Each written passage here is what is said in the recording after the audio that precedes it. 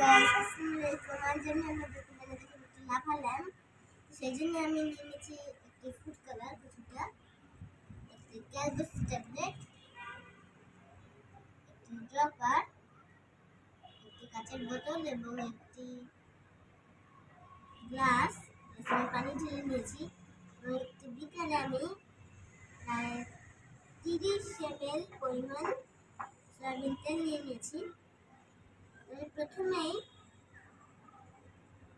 এই গ্লাসটা থেকে কিছুটা পরিমাণ পানি এখানে ঢেলে দেবো, 25 ml।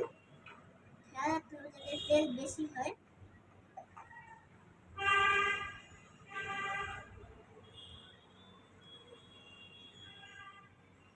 তারপর আমি সয়াবিন তেলটুকু 25 ml ঢালতে হবে। এখানে 50 ml অর্ধেকটুকু ঢেলে নিয়েছি। তারপরে দেখা উচিত কতটা, এটা হ্যাঁ 25 ml আছে, 25 ml এর কিছুটা বেশি আমি দিচ্ছি। তারপর আমি তেলটুকু দিয়ে দেবো। তেলটুকু কিছুতেই এখানে মিশতে চাইবে না, তেল পরে কখনো মিশতে নেই, যে সবাই জানি আমরা।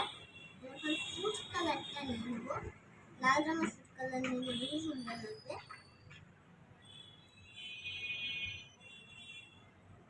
কিছুটা পরিমাণ ফুড কালার এখানে দিয়ে দেবো। এদিকে দেখাই যাচ্ছে একটা দারুণ দৃশ্য ফুটে উঠেছে।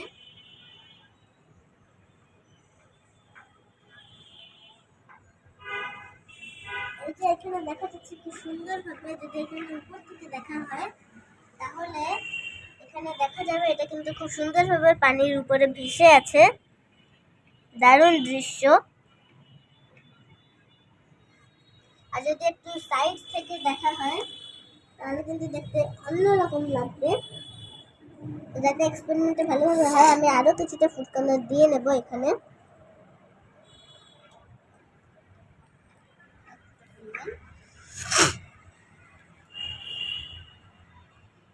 তো এখন আমি আমাদের যে ক্যালভস ট্যাবলেটটা আছে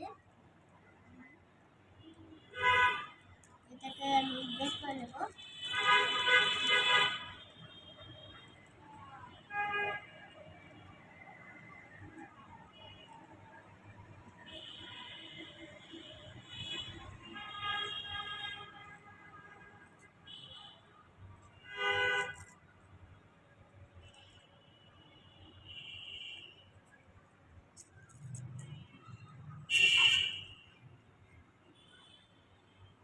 আমি দিয়ে দেব।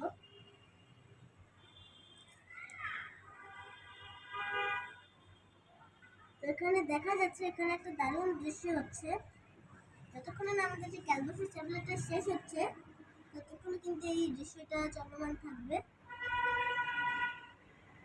অনেক বুদবুদ দেখা যাচ্ছে, উপর দিয়ে দেখলে বোঝা যাবে।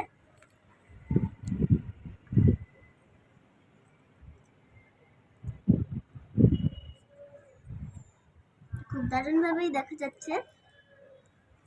আমরা আরেকটু ফুড কালার দেই তাহলে আমার ফুড কালারটুকু শেষ হয়ে যেতে পারে। আরেকটু ফুড কালার যদি আমরা দেই তাহলে এটা আরোই দারুণ দৃশ্য ধারণ করবে। দেখা যাচ্ছে বিভিন্ন বুদবুদ উঠছে আর থাকছে, আর যে ফুড কালারগুলো ওগুলো খুব সুন্দরভাবে বুদবুদের মাধ্যমে মিশে আছে। কিছুটা অল্প পরিমাণ এখনো দিয়ে দেবো।